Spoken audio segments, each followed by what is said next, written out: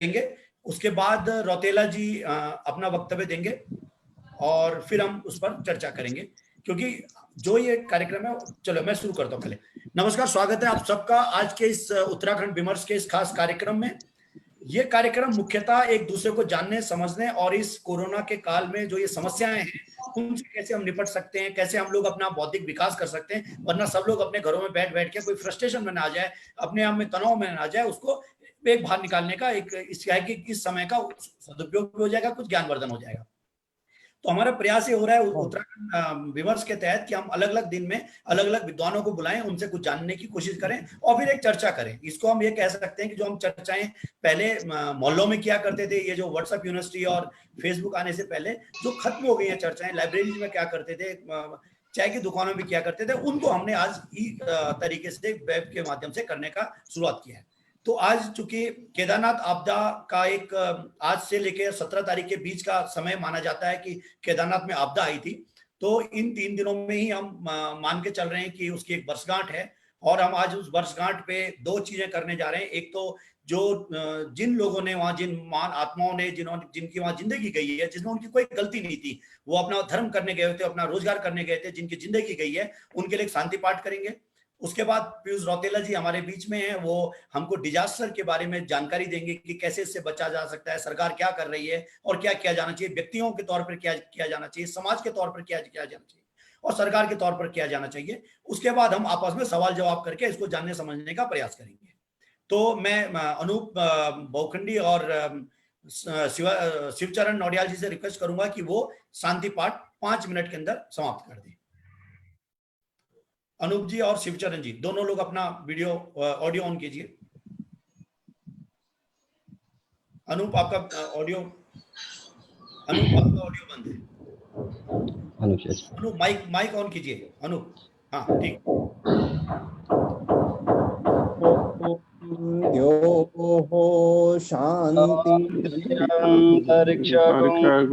शांति पृथ्वी शांतिरापः शान्तिरोषधयः शान्ति वनस्पतयः शान्ति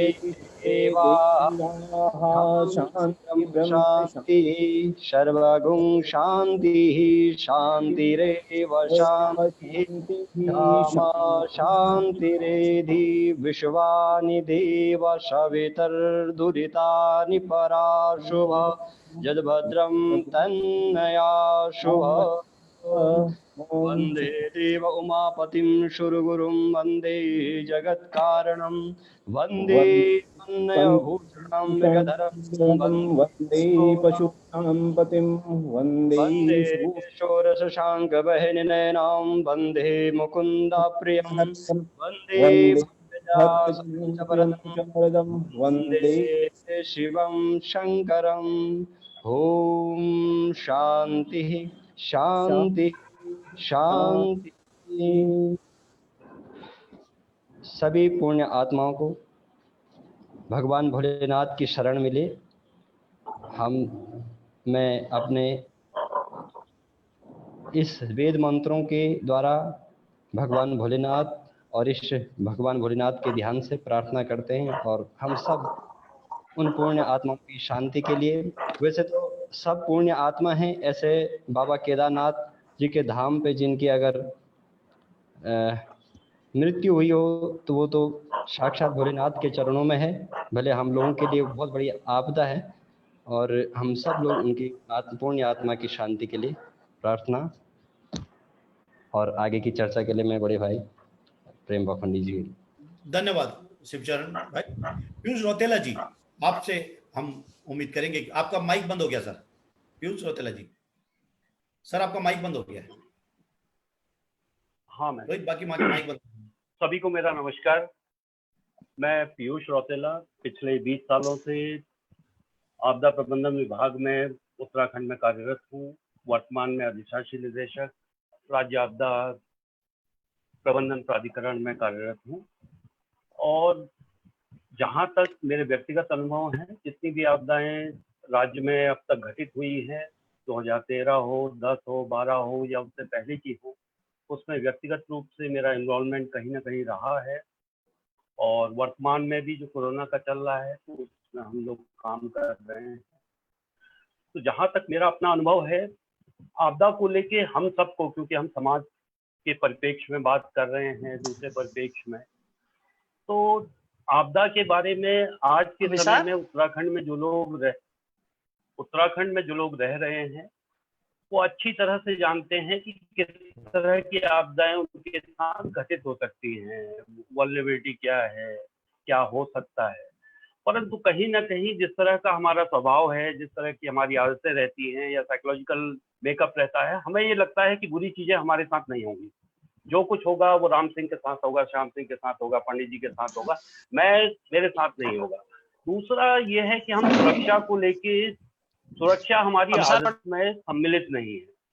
हम हेलमेट नहीं पहनते हैं, सीट बेल्ट नहीं लगाते हैं। आज कोरोना का समय चल रहा है, हम फेस मास्क लगाने में कोताही करते हैं, मेडिकल चेकअप कराने में कोताही करते हैं। तो सुरक्षा कहीं ना कहीं हमारे एजेंडा में नहीं है। उस आदमी से जो दवाई नहीं खा रहा है, जो हेलमेट नहीं लगा रहा है, हम ये अपेक्षा करते हैं कि वो कहीं मकान बनाने से पहले सुरक्षित जगह देखेगा, सुरक्षित तकनीक का उपयोग करेगा। तो ये उससे कहीं ज्यादा एक्सपेक्ट करने वाली बात है। और आपदा के परिप्रेक्ष्य में कहीं ना कहीं हम लोगों को ये लगता है कि आज आपदाएं ज्यादा घटित हो रही हैं। उसके लिए कभी हम सरकार को, कभी मानवीय गतिविधियों को, कभी अन्य चीजों को दोष देते हैं। परंतु जो हमारा क्षेत्र है उत्तराखंड, उसमें किसी न किसी रूप में हमेशा से आपदाएं घटित होती रही हैं। यहाँ जो लोग थे उन्होंने कुछ, अगर हम पीछे देखें तो 1 सितंबर 1803 में बहुत बड़ा भूकंप यहाँ पे गढ़वाल में आया था, जिसे गढ़वाल भूकंप के नाम से हम जानते हैं। और उसका असर दिल्ली, आगरा, मथुरा तक था। और जो उसका रिकॉर्डेड एविडेंस है वो बॉटनिकल गार्डन कलकत्ता तक मिलते हैं, वहां तक झटके महसूस किए गए। उसी के साथ 1880 में नैनीताल में बड़ा भूस्खलन हुआ था, जिसमें 150-150 के करीब लोग मारे गए थे। उससे पहले आपकी गोना लेक जो बनी 1893 में, और उसके बाद 1894 में अलकनंदा में जो बाढ़ आई, उससे पूरे क्षेत्र में काफी नुकसान हुआ। तो ऐसा नहीं है कि आपदाएं आजकल ही आ रही हैं या पहले नहीं आती थी। पहले भी यहाँ आपदाएं आ रही थी और हमेशा से आती रही हैं। परंतु हमारे जो पूर्वज थे, यहाँ के जो मूल निवासी थे, उन्होंने उनके प्रभावों को कम करने के लिए, आपदाओं की रोकथाम के लिए अपनी जो संसाधन प्रबंधन की विधियां हैं उनको इस तरह से बनाया था कि वो लैंडस्लाइड से भी बचे रहते थे, त्वरित बाढ़ से भी बचे रहते थे। अगर हम पुराना अपना बसावत का प्रारूप देखें तो हमारा पानी पहाड़ों में हमेशा मिड स्लोप्स में होगा, जहाँ पे स्लोप ब्रेक होता है वहां पे पानी निकलता है। खेती की जमीन मिडिल स्लोप में या लोअर स्लोप में होगी। परंतु लोगों ने बसने के लिए कभी शेरों के ऊपर या खेतों के ऊपर या खेती बाड़ी की जमीन के पास नहीं बसे। लोग हमेशा ऊंचे स्थानों पे, सुरक्षित स्थानों पे बसे, जिससे कि वो बाढ़ से और भूस्खलन दोनों से बचे रहें। उसी तरह जो हम भवन बनाते थे, उन्होंने कुछ मूलभूत नियम बनाए थे कि जगह का चयन कैसे करें, लोड ट्रांसफर के लिए क्या करें, प्रारूप किस तरह का हो, दूसरी चीजें क्या हो। तो उसके आधार पे जो भवन बनते थे वो भूकंप सुरक्षित थे। जिस तरह हमारा लैंड डिस्ट्रीब्यूशन था वो इस तरह का था कि किसी एक जगह पे अगर फसल खराब होती है तो दूसरी जगह से कुछ ना कुछ एश्योर्ड रिटर्न्स मिल जाएं। दूसरी चीजें थी, यहाँ पर हम 2013 की चर्चा कर रहे हैं, तो जैसा मैं पहले भी इनिशियली बोल रहा था कि 2013 की जो आपदा थी वो अन्य आपदाओं से एकदम अलग थी। ज्यादातर आपदाओं में हमें आपदा घटित होने के बाद मोटा पता चल जाता है कि कितने लोग प्रभावित हुए होंगे, कितने लोग हताहत हो सकते हैं, किस चीज की आवश्यकता हो सकती है।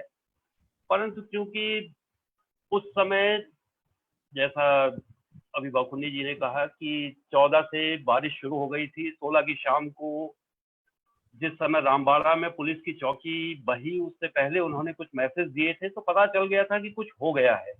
परंतु 16 की शाम के बाद 18 की सुबह तक कोई कांटेक्ट कहीं से नहीं था जनरल। तो कुछ पता नहीं था क्या हो गया, कितने लोग हैं, कितने लोग हताहत हुए हैं, उसके बारे में आज तक कयास लगाए जाते हैं। कुछ अलग अलग विरोधाभासी चीजें आती हैं। कम्युनिकेशन के हमारे पास साधन उतने सुदृढ़ नहीं थे। जैसा अभी कहा, वहां पे रिसोर्सेज की कमी थी। एयर स्पेस हमेशा से हमारी कमी रहा है। हेलीपैड्स, हेलीकॉप्टर्स हमारे बहुत आ गए थे उस समय, around 87 helicopters were operating, but हमारे पास एयर स्पेस नहीं थी। उनको लैंड करने के लिए प्रॉपर लैंडिंग ग्राउंड नहीं थे। रिफ्यूलिंग के लिए केदारनाथ से गौचर या देहरादून आना पड़ता था। एटीएफ नहीं था। ज्यादातर जो राष्ट्रीय राजमार्ग थे वो कहीं ना कहीं बाधित थे। सड़क मार्ग से किसी को नहीं निकाला जा सकता था, और 1.5 लाख से ज्यादा लोग विभिन्न जगहों पे फंसे हुए थे, गंगोत्री की तरफ, यमुनोत्री की तरफ, केदारनाथ में, बद्रीनाथ में, अन्य स्थानों पे। और उस समय वो दुनिया का सबसे बड़ा ऑपरेशन था, जिसमें 40,000 से ज्यादा लोगों को एयरलिफ्ट किया गया, उनको सुरक्षित निकाला गया। उसके बाद जो कुछ हुआ उसके बारे में काफी कुछ लिखा, बोला, कहा जा चुका है। वर्तमान की जो स्थितियां हैं, उस समय यहाँ पर करीब करीब 23 राज्यों के लोग यहाँ पर हताहत हुए थे, फंसे थे। उनके अधिकारी यहाँ पे बैठे हुए थे। 4-5 राज्यों के उस समय मुख्यमंत्री यहाँ पे आए, मोदी जी समेत, और हर आदमी का यही प्रेशर था कि सबसे पहले मेरे व्यक्ति को निकालो, मेरे आदमी को निकालो। राहत काफी आई, राहत के मैनेजमेंट के इश्यूज थे, दूसरी चीजें थी। तो उसके बाद हमने काफी कुछ सीखा राज्य में, और उसके एकदम बाद 2014 में हमने राज्य की अपनी एक डेडिकेटेड फोर्स बनाई, जिसे स्टेट डिजास्टर रिस्पॉन्स फोर्स कहते हैं। आज वो बहुत अच्छा काम कर रही है। आपदा के बाद काफी अच्छे उपकरण, काफी अच्छी ट्रेनिंग उन लोगों को दी गई है। उनका हेडक्वार्टर अभी जॉलीग्रांट में बन रहा है। उस समय कनेक्टिविटी नहीं थी, आज हमारे पास तहसील लेवल तक सैटेलाइट फोन्स हैं। अभी हम जो केदारनाथ में पुनर्निर्माण कार्य हो रहा है उसकी आरएफ से लाइव मॉनिटरिंग कर रहे हैं। अभी कुछ दिनों पहले मुख्य प्रधानमंत्री जी ने मॉनिटरिंग की थी, तो उनको सारे क्या काम चल रहा है वो लाइव दिखाया गया। तो पूरी आरएफ कनेक्टिविटी है। जितने लोग जा रहे हैं उनको हम आपकी वाईफाई सुविधाएं और अन्य सुविधाएं दे रहे हैं। 200 के करीब जगहों पे राज्य सरकार ने जो ऑटोमेटिक वेदर स्टेशन लगाए हैं, जिनकी लाइव फीड राज्य सरकार के अलावा सीधे आईएमडी पे जाती है, और उसके द्वारा जो हमारा मौसम का पूर्वानुमान है वो बेहतर मिलता है। हम लोगों को वार्निंग दे पाते हैं, समय पे यात्रा को रोका जाता है। उसी तरह 3 जगहों पे यहाँ पे डॉप्लर रडार लग रहे हैं, मुक्तेश्वर में, सुरकंडा में और लैंसडाउन में। मुक्तेश्वर वाला रडार जो है वो लग चुका है, और जल्द ही उससे सूचनाएं आने लगेंगी, तो जो हमारा मौसम का पूर्वानुमान है वो और ज्यादा बेहतर हो जाएगा। हम जो प्लान और जो एसओपीज वगैरह हैं, किस तरह करना है, किस तरह नहीं करना, उस पे काम कर रहे हैं। जागरूकता के लिए हमने कई फिल्में बनाई हैं, और एक आप लोगों ने शायद किसी ने देखी हो तो एक पॉपुलर फिल्म जो थिएटर्स में रिलीज हुई थी, द साइलेंट हीरोज करके, वो हमने बनाई थी। उसका देश के 100 शहरों में और जो मेन स्ट्रीम थिएटर्स हैं उसमें हमने रिलीज करवाया था। उसी के साथ अन्य, जैसा अभी ममगई जी बोल रहे थे, स्कूली छात्रों के लिए पॉपुलर जो कहानियों की किताबें हैं, दूसरी हैं, समझदार से सहयोग की उम्मीद करेंगे कि उन्हें कई कारणों से हम सीधे शिक्षा विभाग को दे देते हैं। कई बार वो नीचे तक नहीं पहुंच पाती है, तो उनको किस तरह से ले जाया जाए। उसी के साथ प्रशिक्षण है, चाहे वो राजमिस्त्रियों के हो, इंजीनियर्स के हो। गांव स्तर पे हम महिला मंगल दल, युवक मंगल दल और अन्य लोगों का 10 दिन का प्रशिक्षण 2010 से लगातार करवा रहे हैं, और उसके माध्यम से करीब करीब 16,000 के करीब लोग प्रशिक्षित किए गए हैं, जिनकी सूची, नाम, पते, मोबाइल नंबर वेबसाइट पर हैं। उसी तरह जैसे पहले बात की थी कि 2013 की आपदा के बाद हमने करीब करीब 40 जगहों पे नए हेलीपैड्स बनाए हैं। वहाँ पे एटीएफ की व्यवस्था की है, ताकि आपदा के समय एटीएफ के लिए व्यर्थ में चक्कर न काटने पड़े। वहाँ पे इमरजेंसी स्टोर्स बनाए गए हैं। जो सुदूरवर्ती इलाके हैं उसमें मानसून से पहले खाद्यान्न की और जो केरोसिन ऑयल है, पेट्रोल है, उसकी आपूर्ति सुनिश्चित की जाती है, और इसी तरह अन्य सुरक्षात्मक जो कार्य है। परंतु ये सब करने के बाद भी मैं वही कहूँगा कि जब तक हमारे अंदर समाज में जागरूकता नहीं आएगी, समाज खुद से करने के लिए आगे नहीं आएगा कि मुझे क्या करना है, किस तरह से बचना है। क्योंकि आपदा प्रबंधन पुलिसिंग के बेसिस पे नहीं हो सकता। मैं कहूँ कि केवल डंडा मार के या जबरदस्ती करके किसी से बोलेंगे कि घर को इस तरह से बनाओ, यहाँ पे मत बसो। आदमी को स्वयं देखना होगा कि वो सुरक्षित जगह पे बस रहा है या नहीं बस रहा है, जो वो भवन बना रहा है ठीक तरह से बस रहा है, बन रहा है, नहीं बन रहा है। तो ज़्यादातर जगहों पे आप कई जगह देखेंगे कि एकदम ऊपर से ढंगाड़ से मिट्टी गिर रही होगी, उसके नीचे आदमी नई खोद के बनाने लगता है। वेस्ट हमारे मिट्टी जो निकल रही है खुदान में, उसको हम डिस्पोजल ठीक तरीके से नहीं कर रहे हैं, उससे जलधाराएं अवरुद्ध होती है, दूसरी चीजें होती है। तो कहीं ना कहीं हमें बहुत ज्यादा जरूरत है कि हम जागरूकता पे ध्यान दें विभिन्न माध्यमों से, और जैसे धात जैसी संस्थाएं हैं, अन्य स्वयंसेवी संस्थाएं हैं, वो इसमें आगे आए। क्यों केवल सरकार के भरोसे हम कहें कि सरकार अपना काम कर रही है, जैसा भी हो, अच्छा बुरा, परंतु सरकार की अपनी सीमाएं हैं। वो बहुत ज्यादा ग्राउंड लेवल तक या नीचे तक जा पाने में कभी भी सक्षम नहीं रहती है।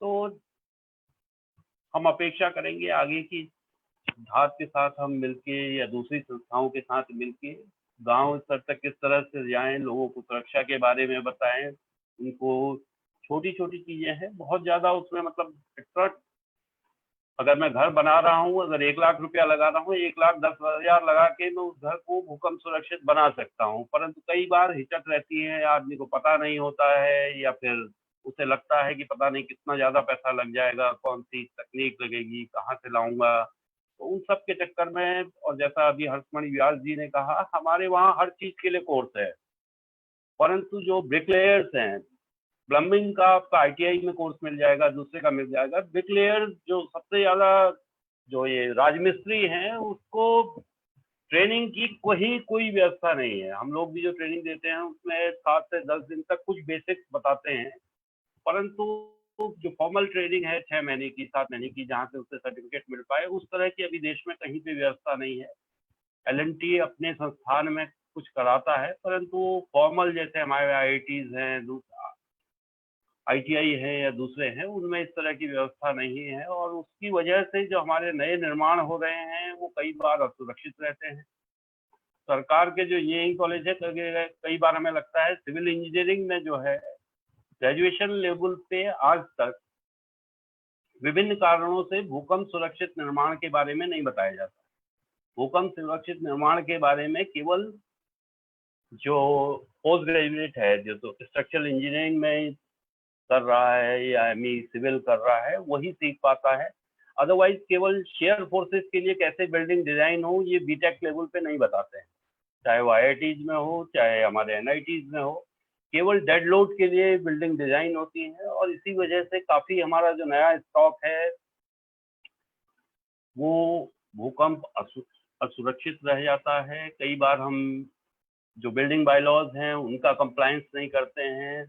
कई बार हम जो आर्किटेक्ट से बात करते हैं, तो आर्किटेक्ट कहता है कि लोग पास करने के लिए दूसरा नक्शा बनाते हैं, और खुद बनाने के लिए, एक्चुअल कंस्ट्रक्शन के लिए दूसरा नक्शा बनाते हैं। तो केवल पास करने के लिए आप रेनफोर्समेंट और दूसरी चीजें दे रहे हैं, और उसके बाद जो प्रॉपर रेनफोर्समेंट है वो नहीं हो पा रहा है। तो कहीं ना कहीं जागरूकता की जरूरत है, और जब तक जागरूकता नहीं आएगी तो नहीं लगता कि हम हमेशा, पहले भी आपदाएं आती रही थी और आज भी आती रही हैं, भविष्य में भी आती रहेंगी। और हमारे सामने जो सबसे बड़ा खतरा आज के समय में है वो ये है कि हमारा जो उत्तराखंड है 2 बड़े भूकंपों के बीच में है। हमारे पूर्व में बिहार नेपाल बॉर्डर में 8 मैग्नीट्यूड से बड़ा भूकंप 1934 में आ चुका है, और हमारे पश्चिम में कांगड़ा में इस तरह का 8 मैग्नीट्यूड से बड़ा भूकंप 1905 में आ चुका है। और कांगड़ा और बिहार नेपाल बॉर्डर के बीच में पिछले 200 साल में, या ये कहें कि 1803 के गढ़वाल भूकंप की बाद से इतना बड़ा भूकंप नहीं आया है। और जो हम मैग्नीट्यूड की बात कर रहे हैं यहाँ पे, जो लॉगरिथमिक स्केल मैग्नीट्यूड का रहता है, जो रिक्टर स्केल है, और 1 से अगर हम 2 पे जाएं तो जो कंपन है वो 10 गुना बढ़ जाता है, जो एनर्जी रिलीज है वो 33 गुना बढ़ जाती है।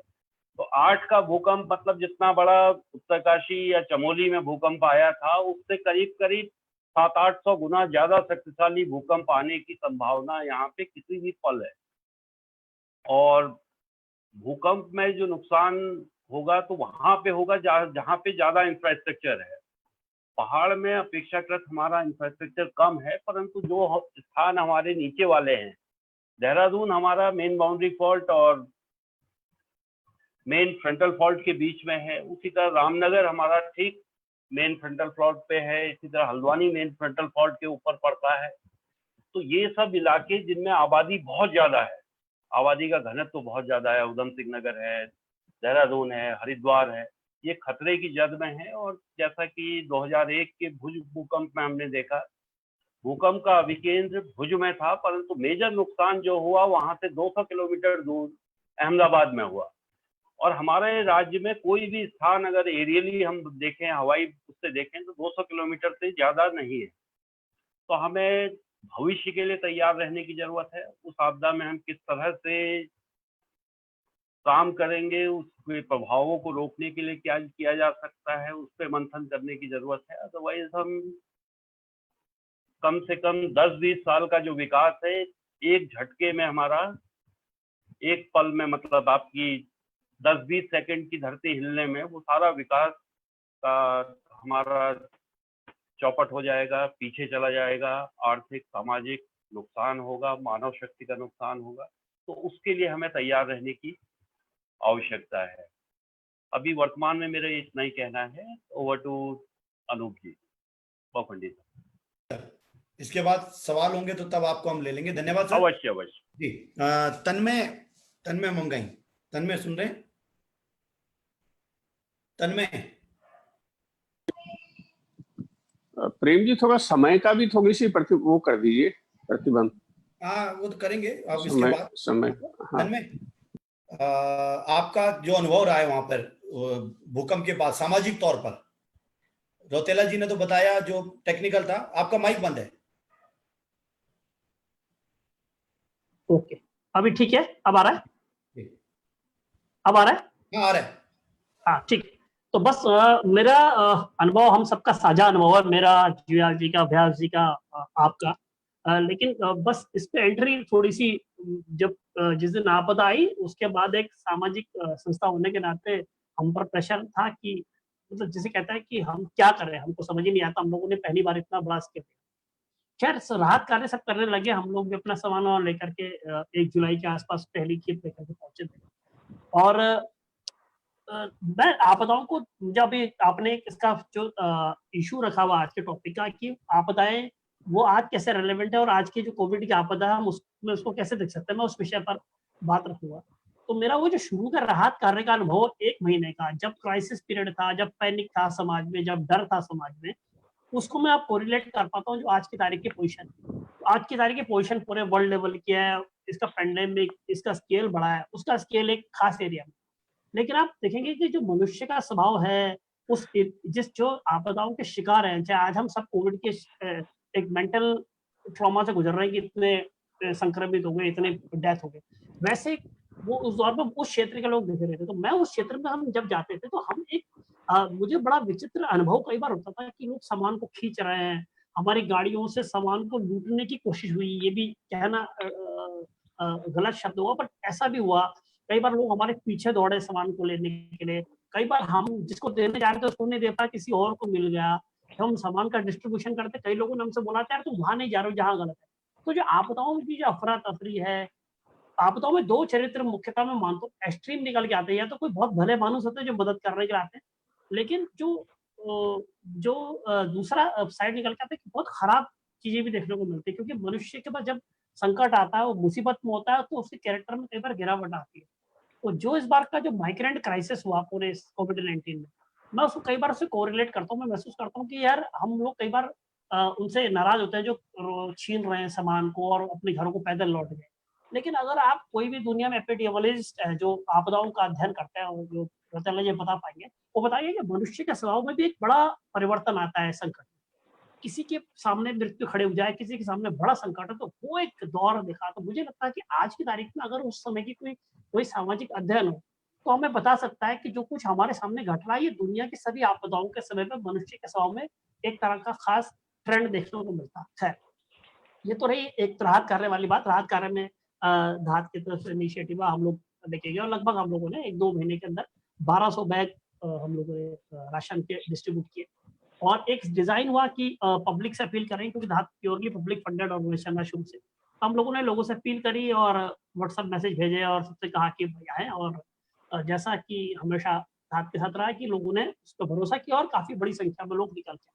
तो लगभग एक बैग उन दिनों हमने, जैसे इस बीच क्राइसिस हो रहा था उन दिनों हम लोगों ने बैग डिजाइन किया, 750 रुपए तक का बैग था और एक पब्लिक अपील के माध्यम से उसको एक कलेक्शन किया गया। 1200 बैग, लगभग 9-10 लाख रुपए का सामान था जो पूरे देश भर से आया और हम लोगों ने डिस्ट्रीब्यूट किया।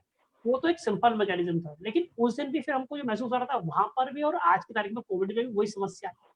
उस दौर में जब हम सामान लेके जा रहे थे तो कोई सामान को बांटने का कोई प्रॉपर चैनल नहीं था, उसको मॉनिटरिंग का कोई सिस्टम नहीं था कि अगर कोई एक राशन कार्ड, जो कि वो लोग कई लोग हमसे भी सामान ले रहे थे, दूसरे से भी ले रहे थे और तीसरे से भी ले रहे थे, और जो कई लोग ऐसे थे जिन तक पहुंच नहीं पा रहे।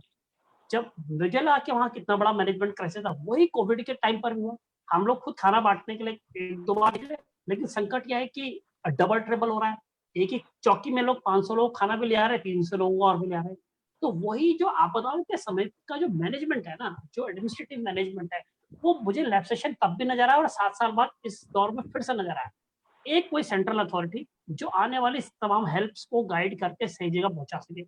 इतने बड़े लेवल पर 2013 में जनता सामने आई मदद के लिए, और उतनी ही बड़ी लेवल पर कोविड के टाइम पे पिछले 2-3 महीने हमने लोगों को राशन बांटते हुए, मास्क बांटते हुए, तमाम एक्टिविटीज करते हुए देखा और पूरे देश भर में देखा।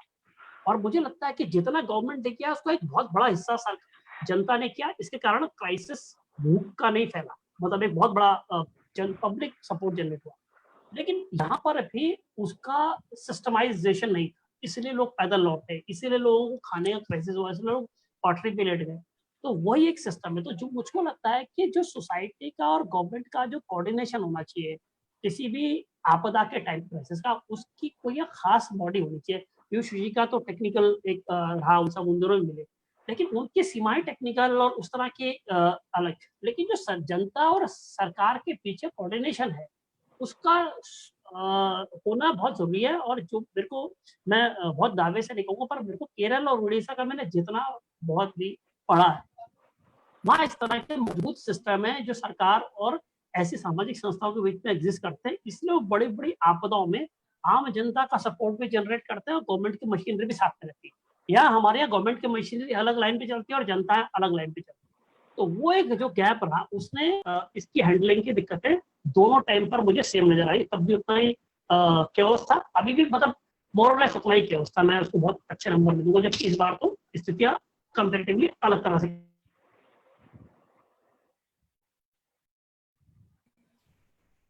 आपका बंद हो गया आवाज, तन्मय, आवाज आपकी बंद हो गई है। तन्मय, आपका कनेक्शन कट गया शायद।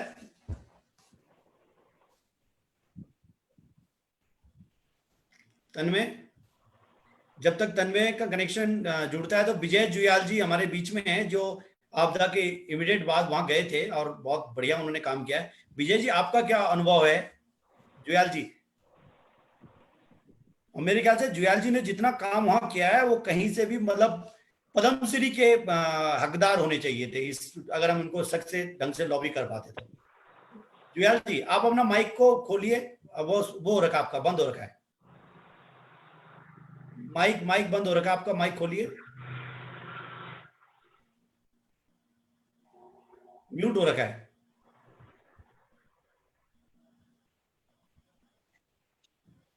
माइक बंद हो रखा है जुयाल जी आपका। हेलो। हाँ, नहीं बंद है। जुयाल सर की शायद नेटवर्क का इशू उधर भी। नेटवर्क का इशू, जब तक उनका जुड़ता है, मेरे ख्याल से हमारे हर्षमणि व्यास जी हैं, आप धात के अध्यक्ष हैं, तो आप अपना अनुभव शेयर कीजिए सर। हेलो। हाँ जी, हाँ जी जी, हाँ जुड़ गए, जुयाल जी जुड़ गए। व्यास सर आप बाद में। जुयाल जी, हाँ, आप नमस्कार। सबसे पहले अपना अनुभव शेयर कीजिए 3-4 मिनट के अंदर। असल में हम लोग पहले तो धन्यवाद आप जैसे लोगों को जिन्होंने इस समय आपदा की बात शुरू की, क्योंकि इस समय जो चल रहा है वो उससे भी बड़ी आपदा नजर आ रही है हमें, जो 2013 में हुई थी। और उस समय की एक एक चीजें जो अभी हमारे तन्मय ममगाई जी बोल चुके हैं, आपको सभी मालूम है। हमारे कुछ साथी जो साथ में गए थे उस समय, उनके अनुभव अलग हैं।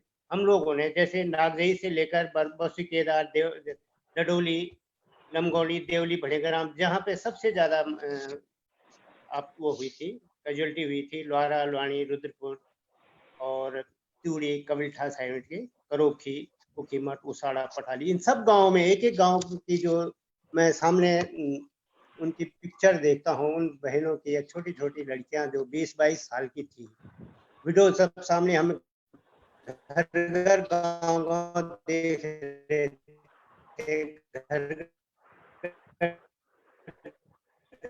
जुयाल जी अपना वीडियो बंद कर दीजिए, सिर्फ ऑडियो रखिए। बारे में पूछे। जुयाल जी वो वीडियो बंद कीजिए आप। जुयाल जी वीडियो बंद कीजिए, आपका वीडियो चल रहा है, वीडियो बंद कीजिए, वीडियो। जुयाल जी वीडियो बंद कीजिए। कोई एक अलग वो है इस समय, अब क्या हो सके, लेकिन अपना तो चल ही रही है।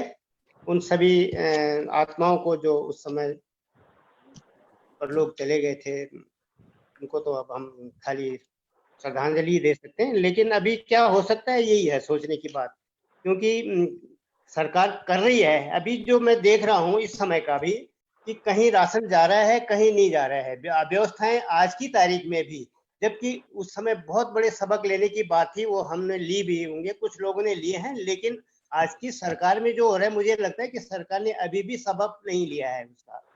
क्योंकि अभी मैं बात कर रहा था कि ऊखीमठ में है, या उधर से प्रधानों से या प्रमुखों से, कहते जी यहाँ राशन नहीं आया है क्वारंटाइन सेंटरों के लिए।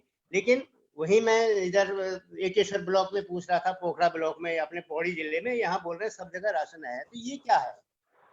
कहने का है कि अव्यवस्था अभी भी है, हमें उस पर भी ध्यान देने की जरूरत है। और जो वैसे लोग हैं, सजग लोग हैं, उन्हें इसमें जरूर आगे आना चाहिए। निस्वार्थ भावना से, सेवा भावना की बात से आगे हमें आना ही पड़ेगा, ये हमें सोचना है।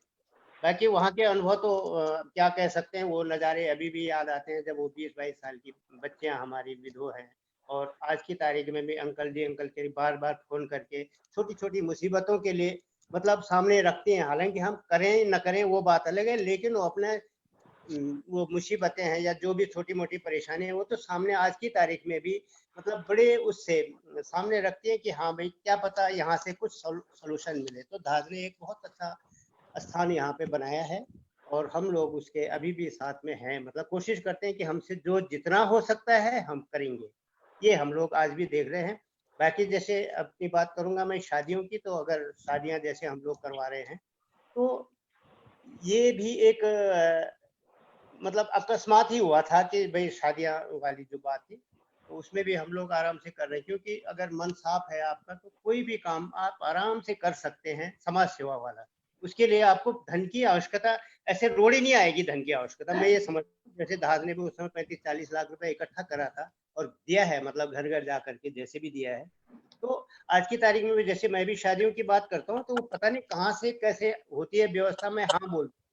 2 दिन बाद शादी है, तो उसके लिए हाँ जी, अच्छा भाई मैं कोशिश करता हूँ, और पता नहीं कहाँ से वो व्यवस्था होती है, मैं पहुंच जाता हूँ। तो ये चीज है, मन आपका साफ होना चाहिए किसी भी अच्छे कार्य के लिए, और आपको कहीं कोई परेशानी आने वाली नहीं है, खास करके पैसे की। तो जबकि पैसा ही सब चीज होता है, लेकिन उस काम के लिए वो पैसा जरूर आएगा, बस यही है। बाकी हमें, मेरा ख्याल है कि तन मन धन से लगना है, ध्यान लगा के करना है कोई भी काम, तो आराम से वो हो सकते हैं। धन्यवाद, धन्यवाद जुयाल जी। तो आगे जो व्यवस्थाएं आ रही हैं, ये जो इस समय की ये जो नई आपदा है, ये हमारे सामने हालांकि उस टाइप की नहीं है, लेकिन फिर भी अगर हमें इन बच्चों को या जो बाहर से आए हैं लोग, उनको यहाँ रहना है, निष्पक्ष भावना से आगे बढ़ेगा। हमारे जैसे संस्थाओं को और सरकार को तो ही आना है, बशर्ते कि बीच बिचौलिए अपना काम ईमानदारी से करें। धन्यवाद, मैं ज्यादा क्या बोलूं। धन्यवाद, धन्यवाद जुयाल जी।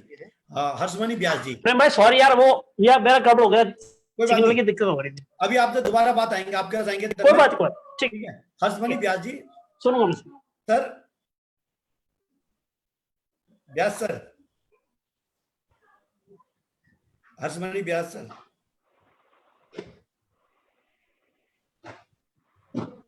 हर्षमणि व्यास सर, आपको आवाज सुनाई दे रही है?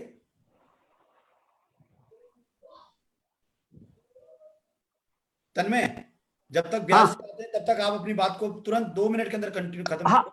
हाँ, तो एक सेकंड, मुझे लगता है कि मैंने अपनी बात को जो एस्पेक्ट कहना चाह रहा था मैंने कह दिया, बस ऐसा कुछ इसमें बाकी एजुकेशन वाला पार्ट जुयाल जी ने बताया होगा कि लोगों ने कहा कि भाई किसी भी आपदा से लड़ने का तरीका एक शॉर्ट टर्म है कि आप किसी की मदद करते हैं, लॉन्ग टर्म ये है कि उनको जो भी इस क्राइसिस के शिकार हुए उनको लॉन्ग टर्म रिहेबिलिटेशन का उनका प्रोग्राम बनना चाहिए। हमने सामाजिक संस्था होने के नाते शॉर्ट टर्म में उनको राहत दी और लॉन्ग टर्म में उनकी एजुकेशन का सपोर्ट किया।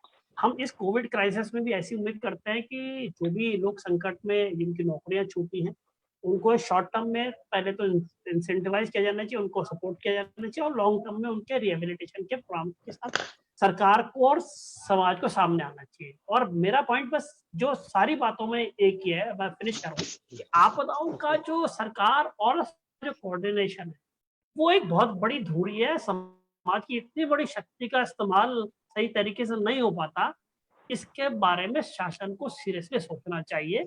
अगर इस विषय में सोचेंगे तो बेहतर रिजल्ट निकलेगा। इसके इम्प्लीकेशन हो सकता है सरकार को हस्तक्षेप ना पसंद हो, ब्यूरोक्रेसी को ज्यादा पसंद ना हो कि लोग आकर के 3-5 करें, ये भी कारण हो सकता है, मैं नहीं जानता इस बारे में कहूंगा।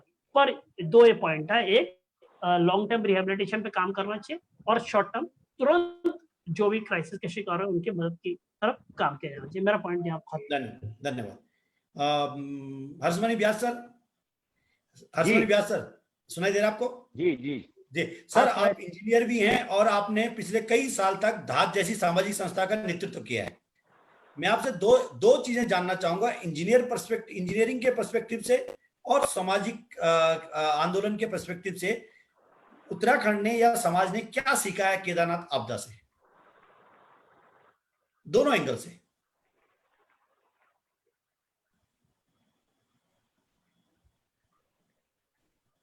व्यास सर का कनेक्शन भी, आज कुछ कनेक्शन में गड़बड़ी है सब लोगों के। हेलो हेलो हाँ, बेचारे बीच में गायब हो जाता, पता नहीं बहुत परेशान।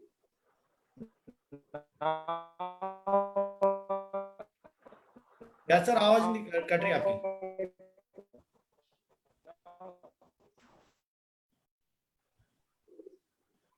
व्यास सर, आपकी आवाज, हाँ जी सर, आप वीडियो बंद कर देंगे तो आपकी आवाज, बोलिए सर।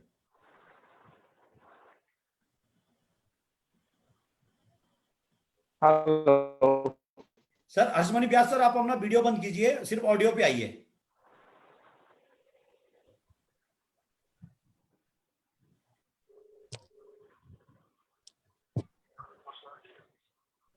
हाँ नमस्कार जी।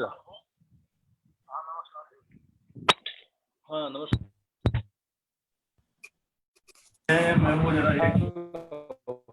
हर्षमणि व्यास सर,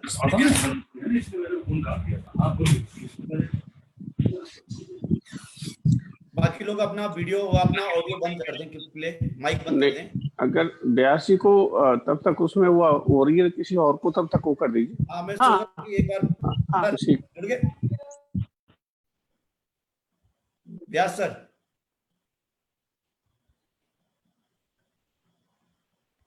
दिक्कत हो रही है कुछ जुड़ने में ना व्यास जी को। रौतेला सर, आप ही एक बार पहले सर जुड़ गए व्यास सर? नहीं सर, आपकी आवाज नहीं आ रही। व्यास सर, आपका कनेक्शन पुअर है। मैं पोजीशन चेंज करता हूं। आप अपना वीडियो बंद कीजिए, आप अपना वीडियो बंद कीजिए सर। व्यास सर, आप अपना वीडियो बंद कीजिए। व्यास सर, आप अपना वीडियो बंद कीजिए।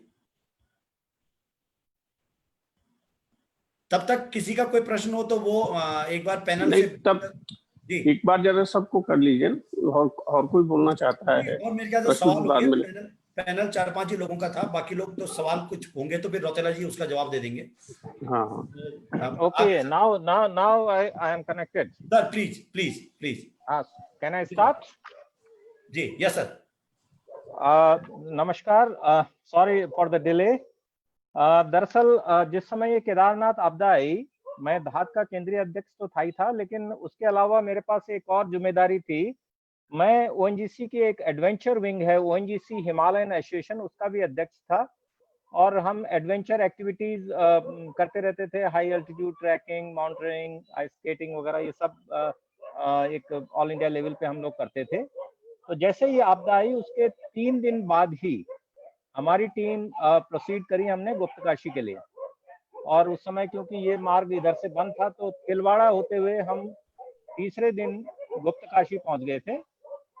और हमने उस समय 4 टीम बनाई थी अपने, केदार वैली के लिए एक, बद्रीनाथ वैली के लिए एंड गंगोत्री यमुनोत्री, ये इस वैली के लिए एक टीम बनाई थी, जिन्होंने अपने अपने सब गांव में पैदल भ्रमण किया।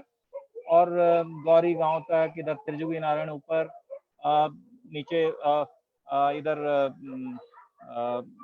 बद्रीनाथ में, इधर जो घाट वैली ऑफ फ्लावर्स के ले जाते हैं, उस सब गांव में भ्रमण करके वो अपने एक रिपोर्ट दी। वो हमने एक एजेंडा भी तैयार किया था, ओएनजीसी ने उस पर सहमति भी व्यक्त कर दी थी। 50 करोड़ रुपया सैंक्शन हो गया था। हमने कुछ 7-8 गांवों को अडॉप्ट करने की उसमें बात करी थी, लेकिन फिर जैसा कि होता है कि उनको ये ज्यादा सुविधाजनक लगा कि सीधे सीधे प्राइम मिनिस्टर रिलीफ फंड में दे दें, फोटो भी खिंच जाएगी।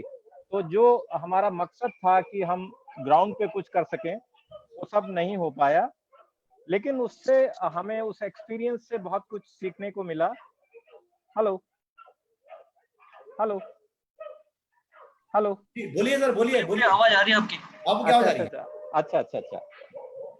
दरअसल ये मैं उससे 1 साल पहले, हम लोग जो हमारी टीम थी, तन्मय, लोकेश नवानी और लोग, हम राकेश भट्ट के गांव में भी गए थे 1 साल पहले 2012 में। चुन्नी मंगोली में तब क्लाउड बस्ट हुआ था, और ये रेगुलर फीचर है इस वैली का। तो मुझे लगा कि ये कहीं ना कहीं इसमें हमको एक पॉलिसी में कुछ ऐसा वो लाना चाहिए कि लोगों को, जैसे पीयूष जी बोल रहे थे, पीयूष जी हम एक दीवान फाउंडेशन में भी साथ काम कर चुके हैं 2001 के आसपास। तो उस समय ये बात हुई थी कि जरूर लोगों को इसके लिए मानसिक रूप से तैयार करने की ज्यादा आवश्यकता है। लेकिन साथ साथ मुझे ये लगा कि कुछ टेक्निकल इश्यूज हैं। जैसे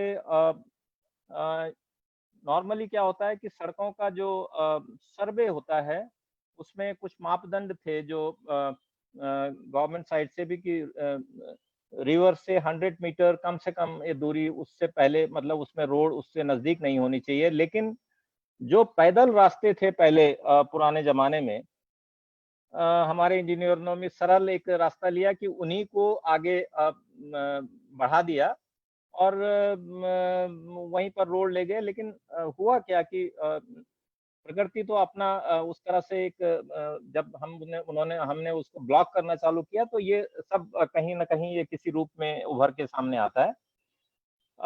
कहीं ना कहीं मुझे ऐसा लगता है कि इस आपदा से सबक सीखकर हमको सैटेलाइट टाउन्स डेवलप करने की दिशा में काम करना था। नहीं तो लोग बहुत भयभीत हो गए थे उस समय। और उसका एक ज्वलंत उदाहरण ये था कि वो तुरंत देहरादून, कोटद्वार, हरिद्वार, ये जो इस तरह के वैली में है, विकास नगर, वहां पलायन होने लगा उनका। तो अगर हम सैटेलाइट टाउन उस डिस्ट्रिक्ट्स में ही प्लान करते, उसके लिए कोई डेवलपमेंट अथॉरिटी होती जहां हम ये प्लान करते कि स्कूल है या जो भी फैसिलिटीज जो भी हैं, मेडिकल फैसिलिटीज हैं, स्कूलिंग है, ये सब चीजों का शायद कहीं हमको ध्यान देने की आवश्यकता थी। लेकिन जैसा पीयूष जी ने भी बताया कि हम लोग अर्थक्वेक जोन में हैं, ऑन वेरी सेंसिटिव एरिया। तो ये हमको, जैसे अभी कोरोना के लिए ये बताया जा रहा है कि हमको इसमें रहने की आदत ढालनी होगी, तो इसी तरह से हमको ये डिजास्टर्स के लिए, उसको फाइट करने के लिए भी एक उस तरह से मानसिक रूप से तैयार होना होगा। और आवश्यकता है कि उस तरह के कारीगर डेवलप किए जाएं, उस तरह से उनको ट्रेनिंग दी जाए, सड़कें, जो भवन निर्माण है उस लाइन में किया जाए। धाद ने कुछ इनिशिएटिव उस समय लिए थे, और उसमें मेजर जो हम लोगों का एक पॉलिसी चेंज था, जो धाद का जो ओरिजिनल थिंकिंग थी पहले कि सरकारों से हमें नहीं मिलना है, सरकारों के पास हमें गिड़गिड़ाना नहीं है, लेकिन मेरा ये मानना था कि ये व्यवस्था प्रतिष्ठान है, इनके बगैर हम ये बड़ी चीजें नहीं कर सकते हैं। और मैं किसी तरह से लोकेश नवानी जी, तन्मय, इन लोगों को कन्विंस कर पाया और हम हरीश रावत जी के पास गए। उस दरमियान उन्होंने एक बहुत ही सेंसिटिव रूप में इस चीज को लिया और उन्होंने आमंत्रित किया उन बच्चों को। और यहाँ उन्होंने hello hello hello, can you here? Yes sir, yes sir, yes sir. आप सुन पा रहे हैं? मैं नहीं सुन पा रहा हूँ आपकी बात, इसलिए मैं वन वे ही हो रहा है बातचीत। नहीं नहीं, हमने बंद कर रखे हैं बाकियों के माइक। अच्छा, ओके ओके।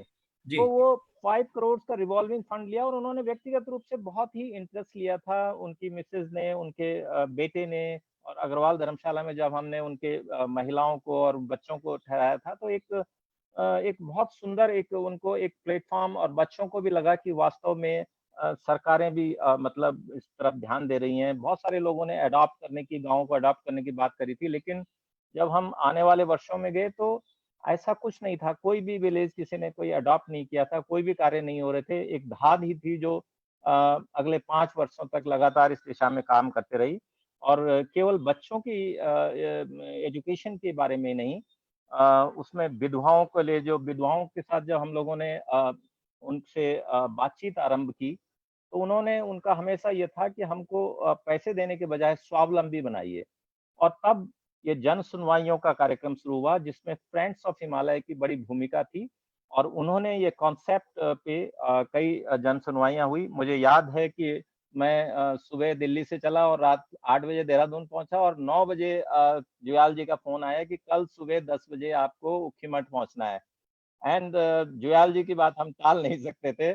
मैं सुबह चला 4 साढ़े 4 बजे और 10 बजे हम ऊखीमठ पहुंचे। उस दिन बजाय हरीश रावत जी, किशोर उपाध्याय जी, वहाँ कुछ मेला भी था उस दिन, एक पब्लिक मीटिंग में भी हम लोग उनसे मुलाकात की। लेकिन ये उस समय जो वो था रिसेप्टिव, मुझे लगा कि गवर्नमेंट का एटीट्यूड भी बहुत रिसेप्टिव था, ये जो रिवॉल्विंग फंड वगैरह था। लेकिन ये हम एक पॉलिसी चेंज कहीं करवा पाए थे। और मेरा तो ये मानना है कि जो धाद आज कक्षा कोना का ये कार्यक्रम कर रहा है, ये सरकार का ध्यान आकर्षित करने के लिए एक अच्छी पहल है। लेकिन अल्टीमेटली हमको इसमें पॉलिसी चेंज, ये व्यवस्था प्रतिष्ठान से ही करवाना होगा। और जब तक व्यवस्था प्रतिष्ठान इसमें सहभागिता नहीं करेगा, तब तक हम वो रिजल्ट नहीं प्राप्त कर सकते। और अल्टीमेटली जैसा अंग्रेजों के टाइम पे हुआ था, वो जहां भी बसे उन्होंने अपनी कॉलोनाइजेशन किया, स्कूलिंग किया, क्लब्स बनाए। जब तक हम अपने बच्चों को उन प्राइमरी स्कूलों में नहीं पढ़ाएंगे, हम अभी तक जो कुछ भी कर रहे हैं वो दया की दृष्टि से कर रहे हैं। और वो एक जैसा हम ये सोच रहे हैं कि हमारा कुछ दायित्व है अपने गांव के प्रति, उस तरह से कर रहे हैं। एक पहल होने के नाते ये अच्छी शुरुआत है, लेकिन अल्टीमेटली ये तभी संपन्न होगा जब हमारे टीचर्स, हमारे वहाँ के टीचर्स भी अपने बच्चों को उन्हीं स्कूलों में पढ़ाएं, वहाँ के ऑफिसर्स वहीं जो पोस्टेड हैं वो भी उन बच्चों का करें। तो ये इस तरह के मतलब जो वो हैं व्यवस्था प्रतिष्ठानों पे हमें ये दबाव डालना होगा और ये पॉलिसी चेंजेस इस तरह से कराने पड़ेंगे कि लोगों को इसके प्रति जागरूकता हो और व्यवस्था प्रतिष्ठान भी इस बारे में सजग हो सकें। इस सिलसिले में मैंने जो बताया था कि मैं व्यक्तिगत तौर पे जो टेक्निकल ट्रेनिंग है गर्ल्स के लिए, उसमें जरूर सहयोग कर सकता हूँ। बच्चों को उस तरह से एजुकेशन प्रोवाइड कर सकते हैं, लेकिन अपने अपने क्षेत्र से उस तरह से आइडेंटिफाई करके अगर उन लड़कियों को लाएं तो वो कंसेशनल रेट पे हम लोग यहाँ इनको एजुकेशन प्रोवाइड कर लेंगे। और इस तरह के और भी कई हम आपसी सहयोग, ये पॉलिटेक्निक के साथ, उस समय भी हम लोगों ने गुप्तकाशी में एक शुरुआत करने की कोशिश की थी, जब उनको बुनाई मशीन दिया था या गायें देने की शुरू की थी, डेयरी योजना की कुछ शुरुआत की थी। लेकिन वो बहुत अधिक हद तक बहुत सफल नहीं हुई, लेकिन ये जरूर था कि एक शुरुआत जरूर हुई थी। जी हेलो हेलो हेलो। धन्यवाद सर। मैं हाँ जी, फ्लोर हाँ जी। ओपन कर रहा हूं सवाल पूछने के लिए। जिसको सवाल पूछने हैं वो हाथ उठा सकते हैं। हाँ हाँ,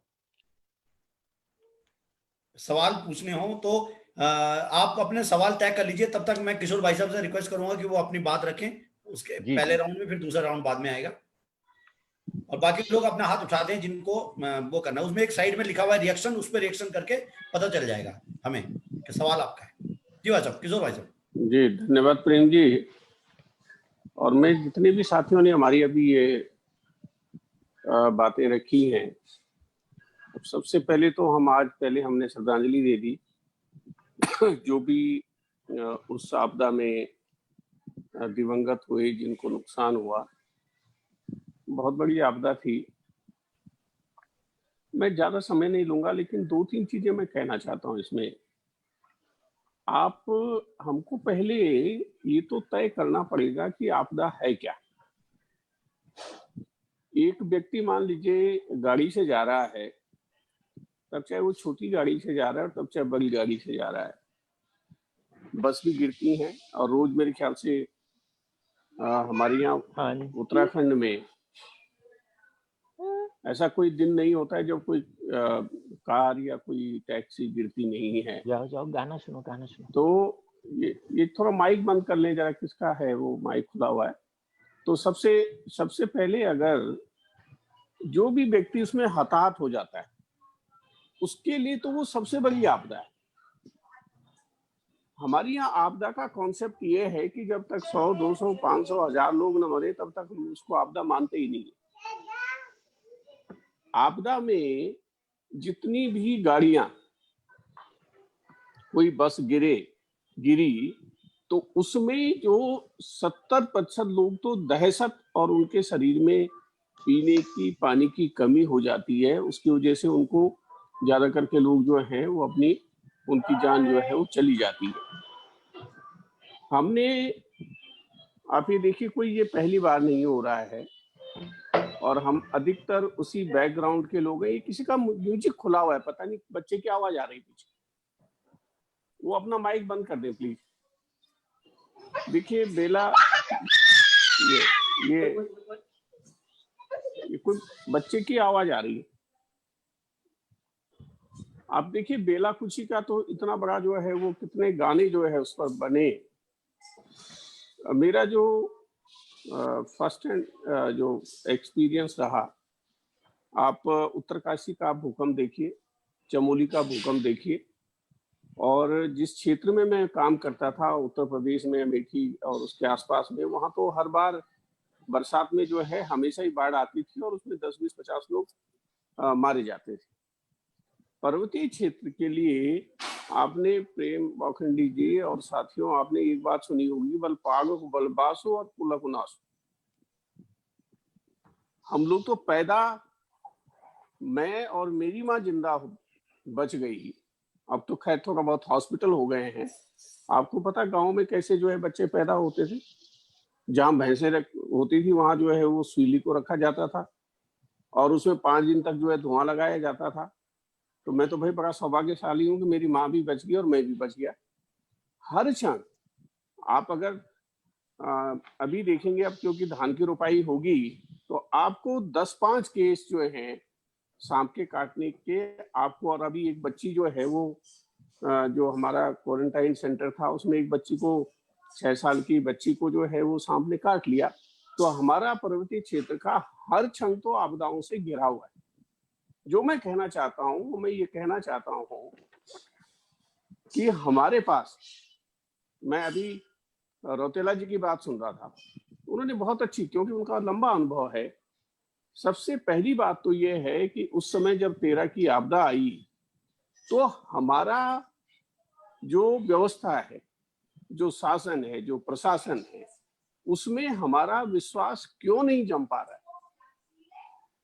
हम क्यों चाहते हैं कि साहब जो है सबसे पहले, अगर हेलीकॉप्टर कहीं जा रहा है तो सबसे पहले जो है वो मैं यहाँ से निकल जाऊं। हमारे मन में इतना तो विश्वास होना चाहिए कि मेरी सरकार है, हमारी सरकार है। और उस समय मैंने अखबार में तो ये भी देखा था कि हमारी एक महामनीषी ने लगभग 20,000 लोगों को अपने जो है वो स्टेट में जो है वो पहुंचा दिया था। कैसे पहुंचाया होगा भाई, अब कितना उसमें सत्यता है ये आप जान सकते हैं। लेकिन सबसे पहले व्यवस्था में विश्वास जमना बहुत जरूरी है, तभी जाकर के जो है आप किसी चीज को सही तरीके से राहत भी दे सकते हैं और साथ के साथ में व्यवस्था भी बना सकते हैं। दूसरा जो सबसे बड़ा समस्या है, 2010 में टिहरी में भी इसी तरह की स्थिति आई थी, आपको याद होगा, और वहां इतना बड़ा बांध है, गुजरात के लगभग 250 लोग फंस गए कंडी सौग में। अब वहां से द्वारिका से कुछ लोगों के फोन आए, मेरा पुराना संपर्क था कि साहब इस तरह से वहां फंस गए हैं, उनके लिए खाने की व्यवस्था नहीं है। लेकिन आप ये देखिए कि समाज किस तरह से जो है खड़ा होता है। वहां जब हम लोगों ने कहा कि गांव के लोग जो है वो कंडी सौग में इकट्ठे हुए, और उन्होंने कहा आप चिंता मत करिए, आपको खाने पीने की कोई समस्या नहीं होगी। तो जब तक आप समाज को और सरकार को दोनों को कनेक्ट नहीं करोगे, धात बड़े अच्छा काम करती है, पहले से करती आ रही है, लेकिन सवाल ये है कि जो एनजीओज हैं, इस तरह की संस्थाएं हैं, वो कितनी मदद कर सकते हैं।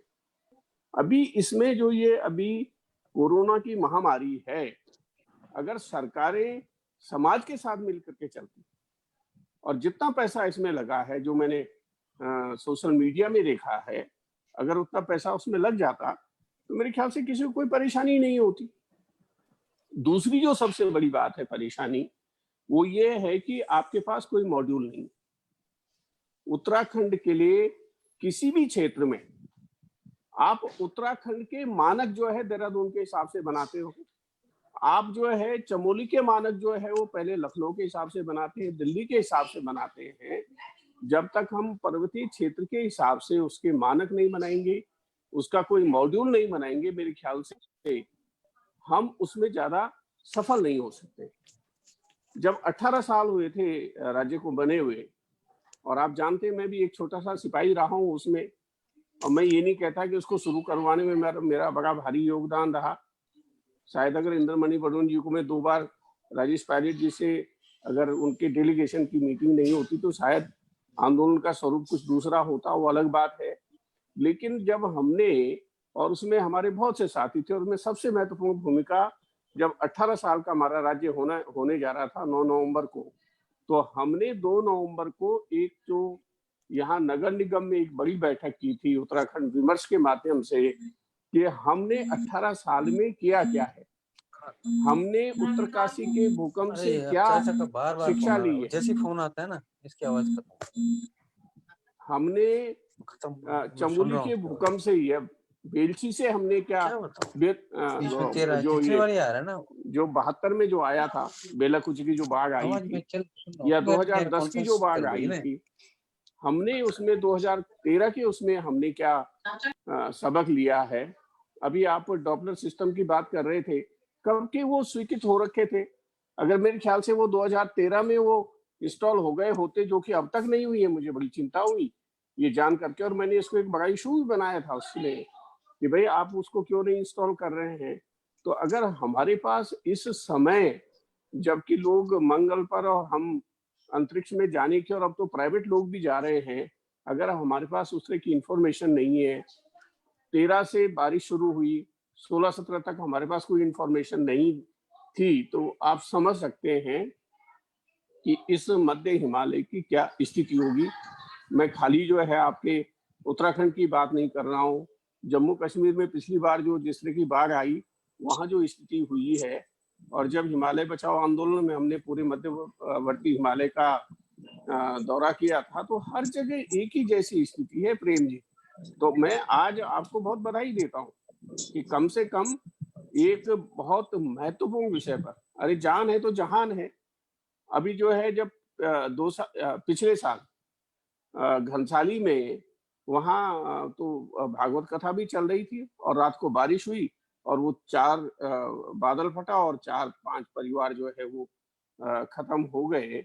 तो जब तक हम उस हिसाब से यहाँ के इंच जो उत्तराखंड की जो भौगोलिक स्थिति है उसके अनुसार मैदान के लिए, तराई के लिए, जो हमारा कम ऊंचाई वाला हिस्सा है, पर्वतीय भूभाग है, जो ऊंचाई वाला हिस्सा है, उसके हिसाब से अगर हम लोग योजनाएं नहीं बनाएंगे, उसके हिसाब से चीजों को तय नहीं करेंगे, तो मेरे ख्याल से हर बार यही होता रहेगा।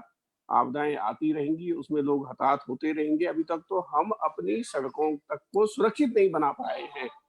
तो मेरे ख्याल से ये एक बड़ा वृहद विषय है, और मुझे पूरा भरोसा है कि एक नई शुरुआत, क्योंकि इसमें सब बुद्धिजीवी वर्ग हमारा जुड़ा हुआ है, तो इससे एक नई शुरुआत होगी।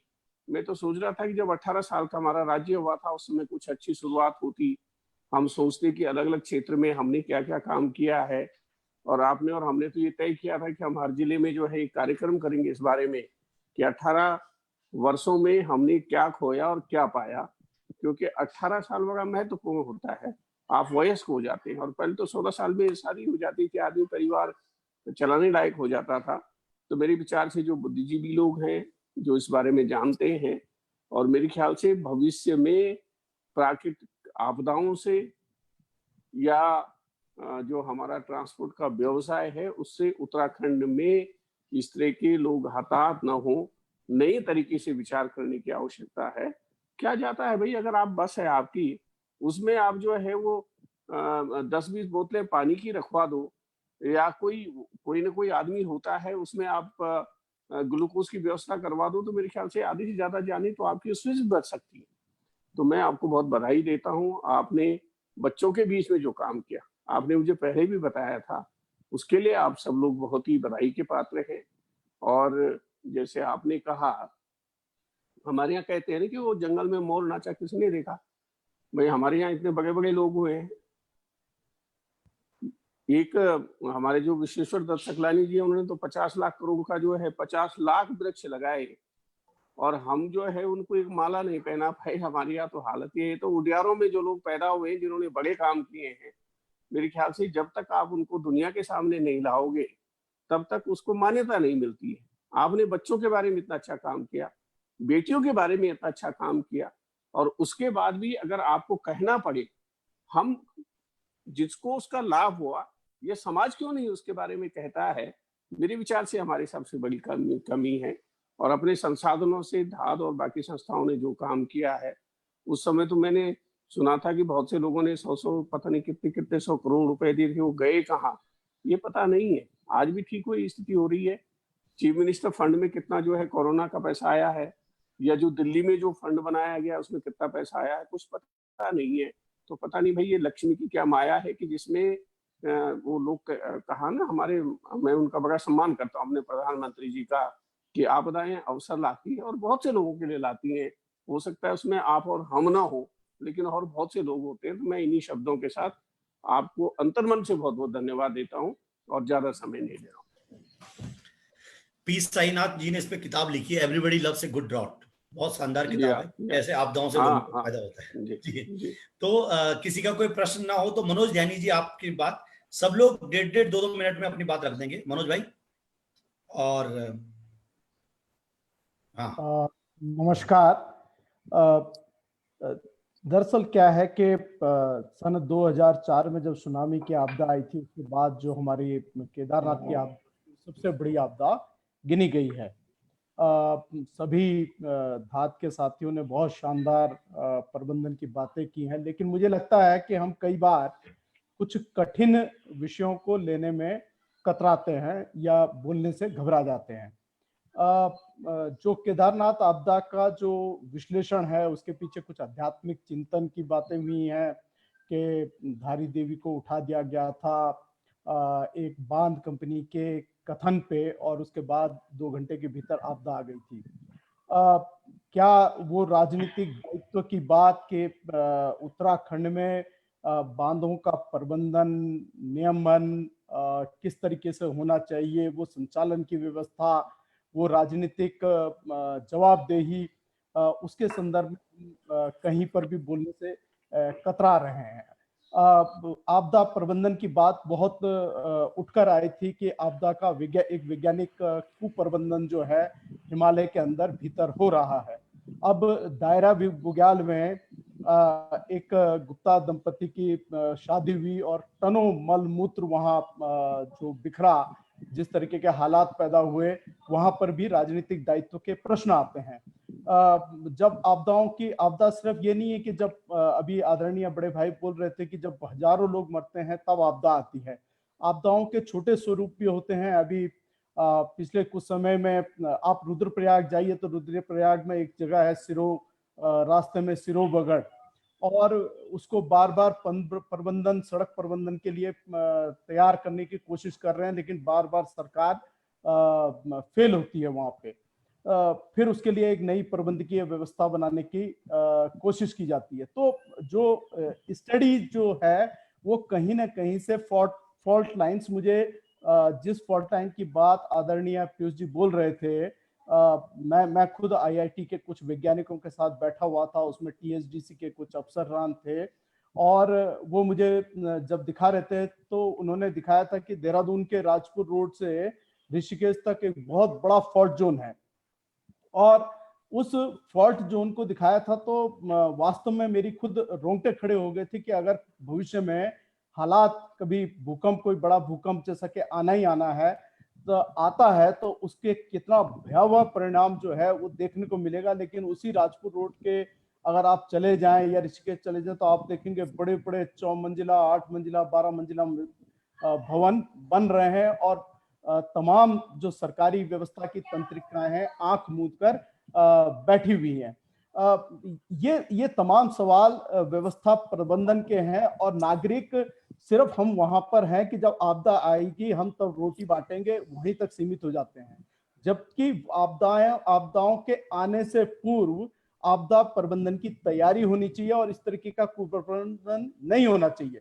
अभी गंगा जी के ऊपर जब बात आती है, अविरल गंगा की बात आती है, तो साधु संत बैठे हुए हैं, मात्र सदन में बैठे हुए हैं और बात करते हैं इसी प्रबंधन के, जिसके आदरणीय स्वामी सानंद थे, जो जेडी अग्रवाल थे, आईआईटीएन थे, बहुत थ्रेडबियर स्टडी करके, और उन लोगों को भी महसूस होता था, और तमाम लोगों को, सभी लोगों को महसूस होता है कि हिमालय का कुप्रबंधन हो रहा है। चुनाव के बाद हमारे बड़े नेता आते हैं, हीटर लगाकर आराम से गुफा में तप करने लग जाते हैं, लेकिन हम ग्लोबल वार्मिंग की बात को वहां पर चर्चा नहीं करेंगे, क्योंकि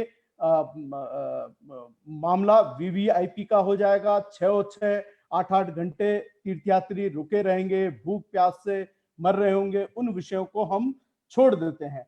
तो मेरा कथन यह है कि जब तक हम कठोर विषयों को चर्चा में नहीं करेंगे, तब तक हम आपदाओं के ऊपर पूरी बात करना बेमानी हो जाती है। देखिए, प्रत्येक व्यक्ति, मुझे याद है कि मैं तो उत्तराखंड आंदोलनकारी हूँ। रामपुर तिराहे पे जब हमने गोली खाई थी और रामपुर तिराहे अस्पताल में मैं चला गया था, लेकिन जो साथी आंदोलनकारी सड़कों में बैठे थे उनके लिए लोग निकल कर आए, और वो कोई पहाड़ के लोग नहीं थे, मैदान के लोग थे। उन्होंने उनके लिए खिचड़ी, खाने पीने, रहने की व्यवस्थाएं करने लगे थे। तो ये मानवीय एक चिंतन होता है कि स्वभाव से कि अगर कोई क्राइसिस में है उसकी मदद की जाए। अभी कोविड-19 के दौर में भी हम देख रहे हैं कि आम व्यक्ति, प्रत्येक व्यक्ति अपने घर से जितना सहयोग कर रहा है, पुलिस थाने में ले जा रहा है और भोजन की व्यवस्था करा रहा है।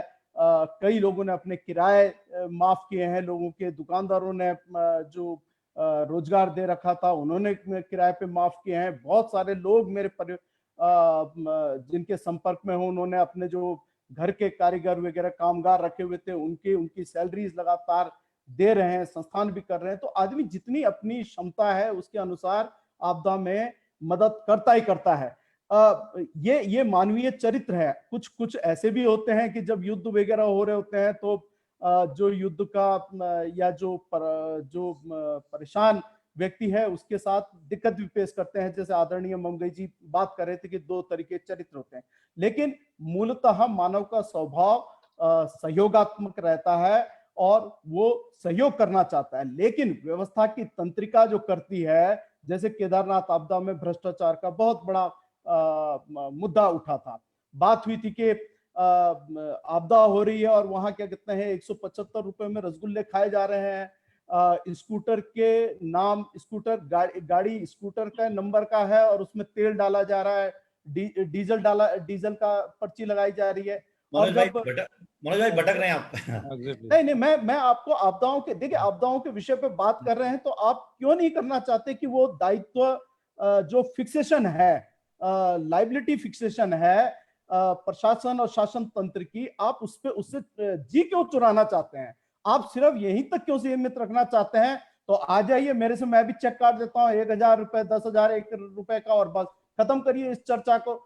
जो फिक्सेशन ऑफ अकाउंटेबिलिटी होनी चाहिए पॉलिटिकल क्लास की, एडमिनिस्ट्रेटिव क्लास की, उस तैयारी की, आपदा प्रबंधन के लिए पूरी तैयारी होनी चाहिए, वो पूरी एक ब्रॉड बेस्ड है। अब डेंगू हर साल फैल रहा है देहरादून में और प्लेटलेट्स मिलने मुश्किल हो जाते हैं। मैं अस्पतालों में कई मित्रों के साथ साथ रात को हम 2-2 बजे तक आईएमए ब्लड बैंक में घूमते रहते हैं, कभी अस्पतालों में, अलग अलग अस्पतालों में जाते रहते हैं, प्लेटलेट्स मिलनी मुश्किल हो जाती हैं। तो आपदाएं, ऐसा नहीं है कि अभी कोविड-19 या क्या कहते हैं केदारनाथ की आपदा आ रही है तभी हमारे को आपदाओं को चिंता, आपदा हर समय आ रही है।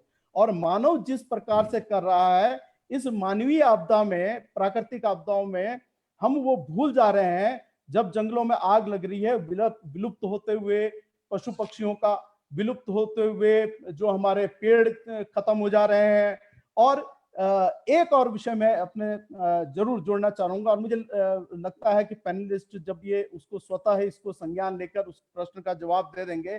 धर्म, रचना धर्मिता के नाम पर धर्म ऐसा घुसता है कि केदारनाथ आपदा में पिक्चर बनती है और उसमें पंथ को घुसा दिया जाता है और पूरी की पूरी सोच को वास्तविक मुद्दे से भटकाकर कहीं और खड़ा कर दिया जाता है। ये तमाम विषय जो हैं चिंता के हैं और मुझे लगता है प्रत्येक बुद्धिजीवी व्यक्ति को, पूरे समाज को इन विषयों पर भी गंभीरता से चिंतन मनन करना चाहिए। और यही मेरा प्रश्न भी है कि आप लोग इसे किस रूप में देखते हैं। धन्यवाद।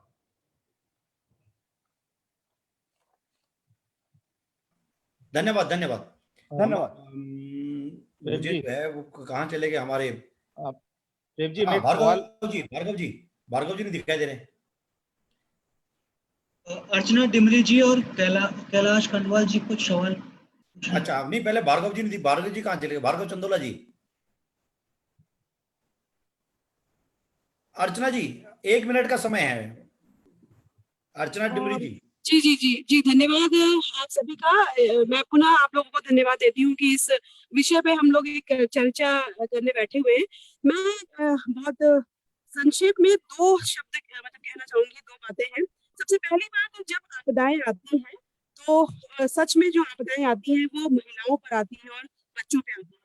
हम प्रशासन के रूप में, हम एक सामाजिक कार्यकर्ताओं के रूप में कितना उनको तैयार कर पाते हैं इनसे निपटने के लिए, इससे आधारित मेरा दूसरा पॉइंट ही है, that is related with psychological treatment.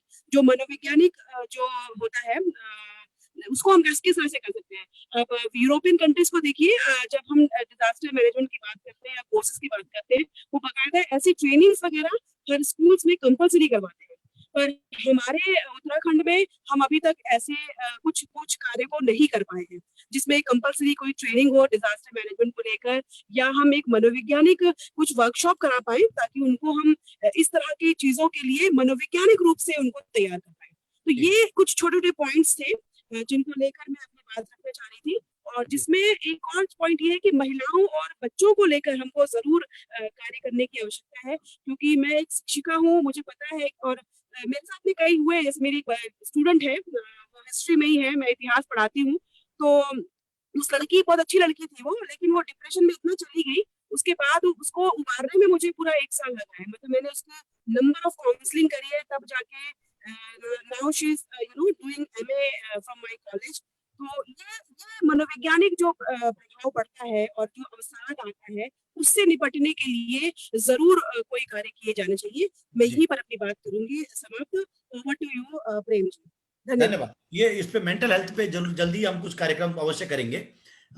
इस पर भार्गव जी कहीं नहीं दिखाई दे रहे। सुनील भट्ट जी, 1 मिनट का समय है हमारे हाँ पास। जी, मेरे बेसिकली मैं संक्षेप में करूंगा। एक तो मैं अपनी टिप्पणी करूंगा जो कि फ्रेंड्स ऑफ हिमालय और धाद ने मिलकर के बच्चों के बीच में ये चलाया था। मैं तो खैर कभी इसमें शामिल नहीं रहा, मैंने बाद में से पढ़ाई की, जो जब पढ़ा था आप लोगों का, और इस डिजास्टर जो हुआ था उसके समझने के लिए मुझे वेबसाइट पे कुछ पीयूष रौतेला जी के मेरे एब्स्ट्रैक्ट नोट्स पढ़े थे, तो उसे तकनीकी पक्ष समझ आया, और जो आप लोगों ने फ्रेंड्स ऑफ हिमालय और धाद ने जो काम किया उसको हमने समझा। तो मुझे एक लेमेट के तौर पर जो चीज समझ आई, और यहाँ पे मैं जो हमारे किशोर उपाध्याय सवाल जो खड़ा किया था कि इतने करोड़ों रुपए लोगों ने लगाए, वो कहाँ चले गए, तो मैंने देखा कि आपदा को लेकर के हमारे मुल्क में एक नजरिया होता है वन टाइम इवेंट का। हम कोई आपदा कहीं आती है और हम एक्स अमाउंट वहां पे खर्च करते हैं, वहां पे कुछ लोग कुछ पैसा देते हैं, कुछ कपड़े भेजते हैं और अब इतिश्री कर देते हैं। एक आम आदमी के तौर पे मैं दिल्ली में बैठ करके कुछ पैसा या कुछ सामग्री भेज तो सकता हूँ, मेरे पास कुछ सिस्टम नहीं होता ये जानने के लिए कि वो मदद जिस व्यक्ति के लिए दी जा रही है वो पहुंच भी रही नहीं पहुंच रही। दिक्कत ये भी इस पूरे प्रकरण में केदारनाथ में मुझे जो समझ आया कि सरकारों ने भी अपने लेवल पे किया, बड़ी बड़ी संस्थाओं ने भी किया, पर उसका लाभ जो दे रहे हैं अब पूरे दिल से ईमानदारी से दे रहे हैं। यहाँ पे मैं आपको स्पष्ट कह दूं कि बहुत दिली ईमानदारी से लोगों ने और सरकारों ने संस्थाओं ने मदद की, पर हमने कोई मैकेनिज्म डेवलप नहीं किया ये जानने जांचने के लिए कि वो वहां तक पहुंच रहा है या नहीं।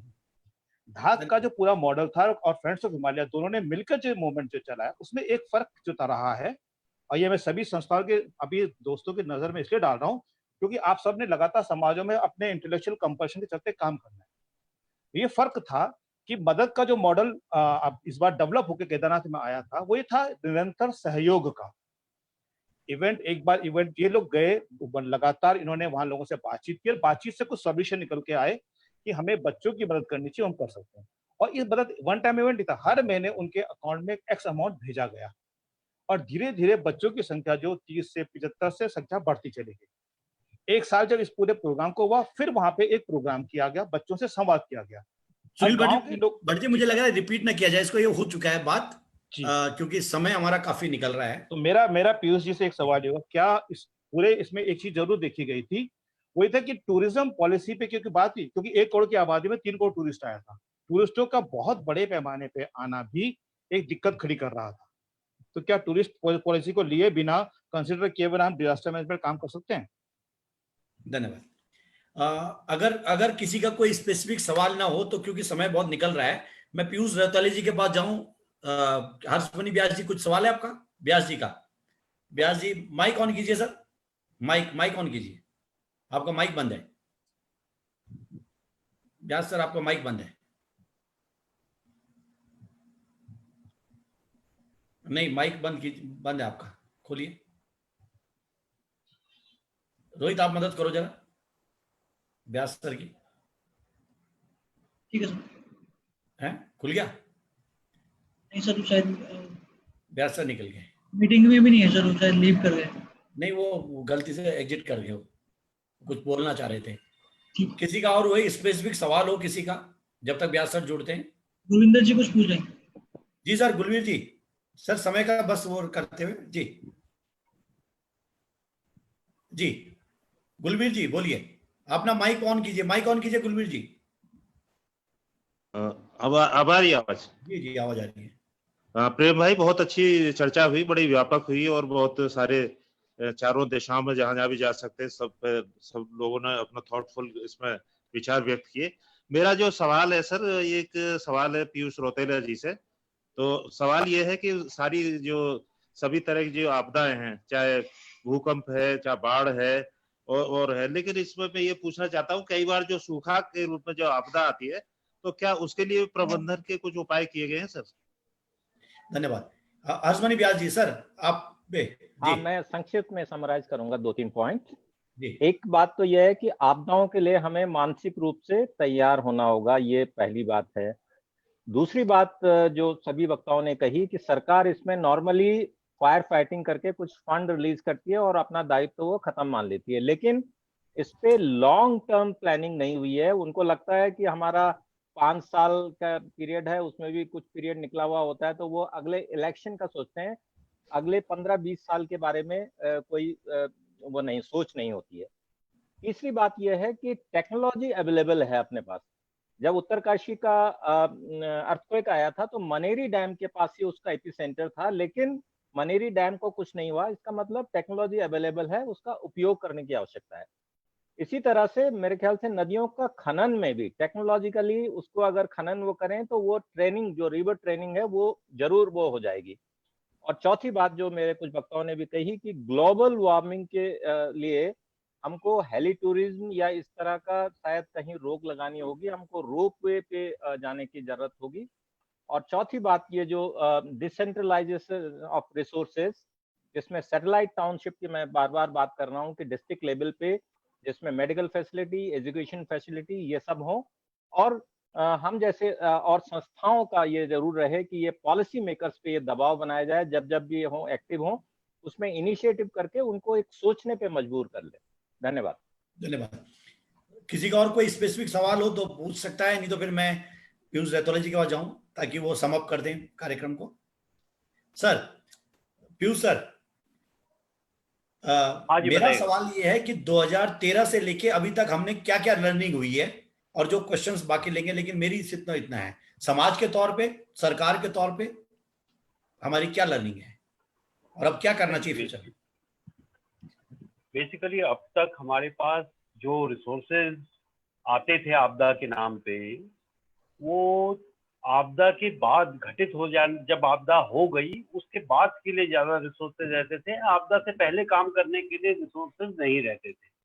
वर्तमान में जो 15 फाइनेंस कमीशन है उसके रिकमेंडेशंस के आधार पे काफी बड़ा चंक सभी राज्यों को आपदा से पहले काम करने के लिए, उनके प्रभावों को रोकने के लिए, कैपेसिटी बिल्डिंग के लिए, ट्रेनिंग के लिए वो मिला है। तो उस सब से काफी बेहतर चीजें होंगी। और उसी के साथ साथ हर आपदा है, क्योंकि जैसे आपने कहा कि अभी मतलब पोस्टमार्टम करके an number of things can be done, कि अगर ऐसा होता तो ऐसा होता, परंतु आज की तारीख पे आप देख रहे हैं कि लॉकडाउन हो गया। हर आदमी बोला कि लॉकडाउन जल्दबाजी में हुआ या देरी से होना चाहिए था, तो वो बात की चीजें हैं। उस समय जैसा हुआ उस परिप्रेक्ष्य में हर चीज में आदमी कुछ ना कुछ सीखता है। तो हमने अपनी नई फोर्सेस बनाई, इक्विपमेंट अभी हमारे पास हैं, वार्निंग की प्रणालियां हमारे पास हैं, हम अपने अर्थक्वेक वार्निंग सिस्टम चला रहे हैं राज्य में और दूसरी चीजों का संचालन कर रहे हैं। हमारी जो प्रीपोजिशनिंग है इक्विपमेंट की, विशेष रूप से लैंडस्लाइड जोन में, वो हम लोग करते हैं। तो उस तरह से के सारे कार्य अब वर्तमान में चल रहे हैं। हाँ जी। जी सर, और किसी का कोई सवाल नहीं है तो हम इस कार्यक्रम का अंत कर देते हैं। किशोर भाई साहब, आपका कुछ आखिरी?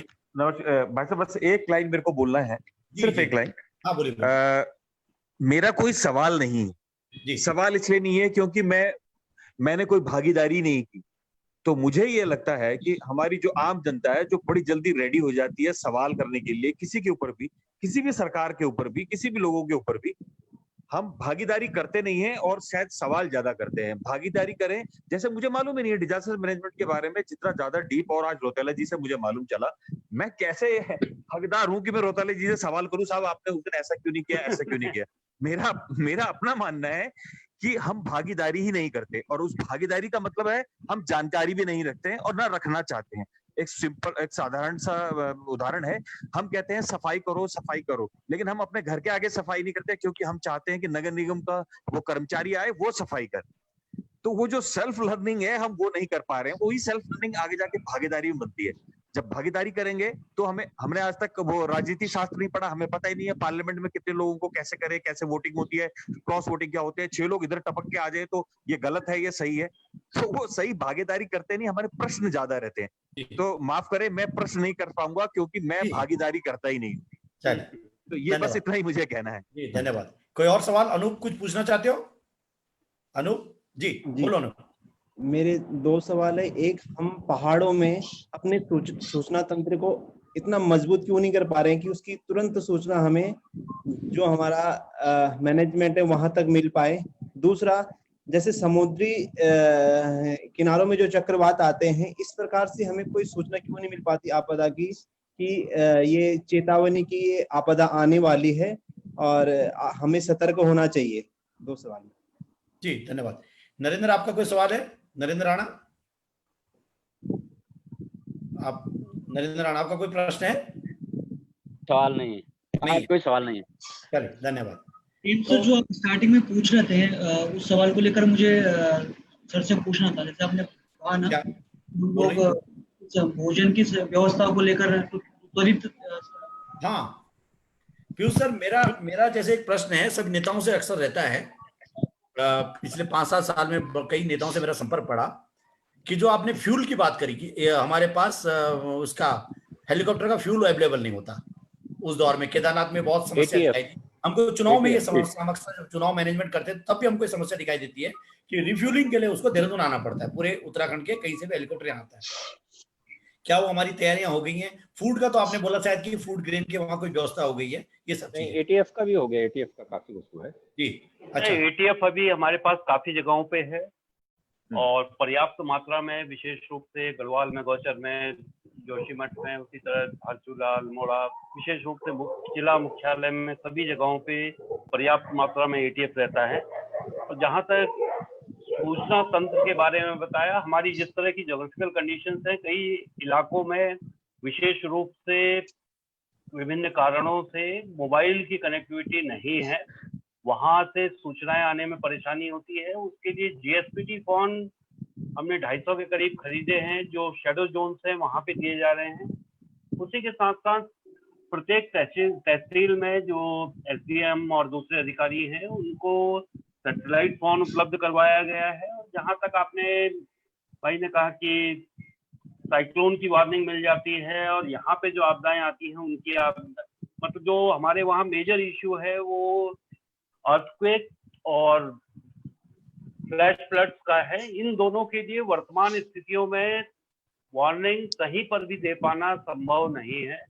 और जहां तक साइक्लोन का है, वर्तमान में जिस तरह से हमने सैटेलाइट टेक्नोलॉजी में उन्नति की है या प्रगति की है, उसके आधार पे हम 3 से 4 दिन पहले बता देते हैं कि कहाँ पे क्या रूट रहेगा, कहाँ पे लैंडफॉल होगा, किस स्पीड से लैंडफॉल होगा। तो उसकी वजह से, जैसे अभी उड़ीसा में हुआ था, गुजरात में था, आदमी पहले से इवैक्यूएशन कर लेता है, साइक्लोन शेल्टर में लोगों को ले जा सकता है। तो उस तरह की स्थितियां, उस तरह की वार्निंग हमारे यहाँ दे पाना वर्तमान स्थितियों में आईएमडी के लिए संभव नहीं। जी सर, थैंक यू। हो गया सर, और बोल रहे हैं? नहीं बस, थैंक यू। किशोर भाई साहब, आपका स्टेटमेंट। मैं 2-3 छोटी छोटी चीजें कहना चाहता था। एक तो जिसके बगैर दूरगामी परिणाम होंगे, विशेषकर जो मध्य हिमालयी क्षेत्र के लिए। पहली बात तो यह है कि मैं पीयूष जी से ये अपेक्षा और आग्रह भी कर रहा हूँ कि हमको एक तो तात्कालिक और दूसरी जो है दीर्घकालिक जो है, मेरे ख्याल से योजनाएं बनानी चाहिए। और थोड़ा सा हमारा फ्यूचर का जो पर्सपेक्टिव प्लान है इस बारे में, वो क्या हो, उस पर थोड़ा सा सरकार ध्यान दे। दूसरी जो सबसे बड़ी बात है वो ये है कि जिसका कि मेरे ख्याल से एक दिन आपको विचार भी करना चाहिए, ये सबसे बड़ी परेशानी हमारे संविधान में बड़ी भारी परेशानी। संविधान में परेशानी ये है कि अगर उसके आर्टिकल आप 80 और 40 देखेंगे तो उसमें जो जनसंख्या के आधार पर सारी चीजें जो बना दी गई हैं, उसकी वजह से ये फार फलंग जो एरियाज हैं उनको बड़ी भारी परेशानी हो जाती है। अब आज आप देखिए कि जैसे अभी पीयूष जी ने कहा कि हमको 13 तारीख से 17 तारीख तक पता ही नहीं चला क्या हो रहा है, तो ऐसा थोड़ी है कि सिस्टम जो है वो नहीं है। अब तो एनवीडी बहुत पहले आ गया था। उसके अलावा अगर कोहरा भी है, अब बारिश हो रही है, कोहरा है, आपका हेलीकॉप्टर नहीं उड़ सकता। वो तो बेचारा एक जो है वो पायलट किसी तरह से अपने हेलीकॉप्टर को ले गया वहां तक, तो उसको रामबाड़ा दिखाई नहीं दिया। जब मेरी उनसे बातचीत हुई तो तब उन्होंने मैसेज भेजा कि भाई यहाँ कुछ बड़ी घटना हो गई है, आप लोग जो है इस पर थोड़ा ध्यान दीजिए।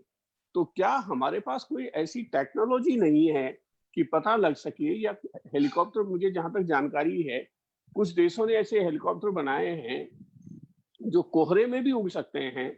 नाइट विजन वाले तो बहुत ही हो सकता है हिंदुस्तान भी ले लिया हो, लेकिन मेरे ख्याल से जब तक हम आपदा में टेक्नोलॉजी के साथ साथ समाज को नहीं जोड़ेंगे, जब तक हम खाली जनसंख्या पर ही सारी की सारी चीजों को जो है आधारित कर देंगे, तो मेरे ख्याल से तब तक जो है हम बहुत इफेक्टिव तरीके से इन सारी चीजों को जो है उनका प्रबंधन नहीं कर सकते हैं।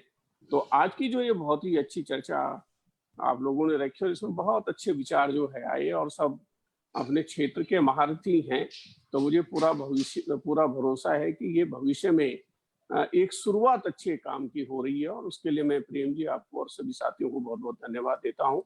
आपने समय भी निकाला और मेरा तो बड़ा ज्ञानवर्धन हुआ। हमें तो रोज ही सीखना चाहिए, सार्वजनिक जीवन के जो लोग हैं, तो मैं आपको बहुत बहुत अंतर्मन से धन्यवाद देता हूँ। धन्यवाद। सीख तो हम रोज ही रहे हैं। एक प्रस्ताव मैं रखना चाह रहा हूं इन सब से हटके, सब लोगों के में। मैंने शुरू में कही थी कि हमारे विजय ज्वाल हम क्या करते हैं कि हम अपने आदमियों को मजबूत नहीं करते। अनफॉर्चुनेटली हमारे उत्तराखंड में कुछ ज्यादा समस्या है, हम अपने आदमी को कमजोर तो करते हैं, मजबूत नहीं करते। क्या हम सामूहिक तौर पे 17 लोग हम इस वक्त जुड़े हुए हैं, मैं विजय ज्वाल जी का नाम इस साल पद्म श्री के लिए प्रस्तावित करना चाहता हूं। तो कितने लोग तैयार रहेंगे इस नाम को प्रस्तावित करने? बिल्कुल सही। मैं प्रेम भाई जी इस मामले में एक चीज कहना चाहता हूं। मैं यहाँ पर जो है आप देखेंगे कि जो मेडिकल के क्षेत्र में महेश कुडियाल जी ने बड़ा काम किया। वो जब देहरादून आ रहे थे तो मेरे पास सलाह के लिए आए दिल्ली में कि मैं वहां जाऊं। मैंने कहा भाई कहाँ जा रहे हो, वहां देहरादून में क्या करोगे? तो उन्होंने कहा कि नहीं, मैं जो है वहां बहुत दुर्घटनाएं होती हैं और लोग जो है बहुत मरते हैं, इसलिए मैं वहां जाऊंगा और अपना शुरू करूंगा। जब मैं मंत्री था और विधायक था तो हमने 36 लोगों ने लिख करके दिया, 36 लोगों ने मुख्यमंत्री जी को लिख करके दिया कि महेश कुडियाल को इस बार जो है वो पद्म पुरस्कार मिलना चाहिए। और पता चला वो ऐसे आदमियों को मिल गया जिनका कि उस क्षेत्र में कोई इतना बड़ा योगदान नहीं था। तो पहले जरा भैया बात कर लो, हम 17 क्या और जितने लोगों को आप कहोगे उन सबको हम जोड़ेंगे जो इतना महत्वपूर्ण काम कर रहे हैं। निश्चित रूप में उसमें कहीं न कहीं जो है वो बहुत सी चीजें हो जाती हैं और हम बिल्कुल आपके साथ हैं।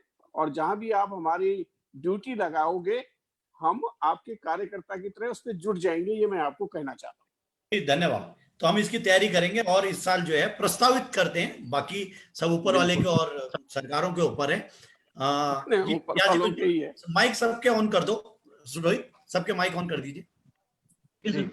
जी व्यास जी आप कुछ बोलना चाह रहे हैं, आपका माइक सर ऑन कीजिए। व्यास जी माइक ऑन कीजिए, व्यास सर माइक ऑन कीजिए, माइक बंद आपका। हाँ नाउ क्लियर। इसमें बेसिकली डॉक्यूमेंटेशन की बड़ी आवश्यकता होती है।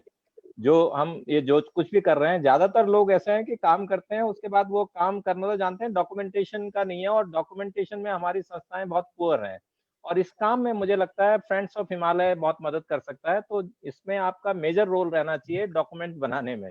जी जरूर बनाएंगे, जरूर हम लोग सब मिलके सामूहिक तौर पर इसको करेंगे। और अब बिल्कुल ऐसे लोगों को प्रोत्साहित करना चाहिए हमें। जी तो मैं इसी के साथ आज की इस सभा में आप सबका धन्यवाद करता हूँ। ये जो उत्तराखंड विमर्श ने हमारी जो तरीका ये है कि भाई जो हम कम से कम कुछ चर्चा हो गई, कुछ ज्ञानवर्धन हो गया। सब लोगों को बोलना जरूरी नहीं है पर ज्ञानवर्धन हो जाता है हम सब लोगों का।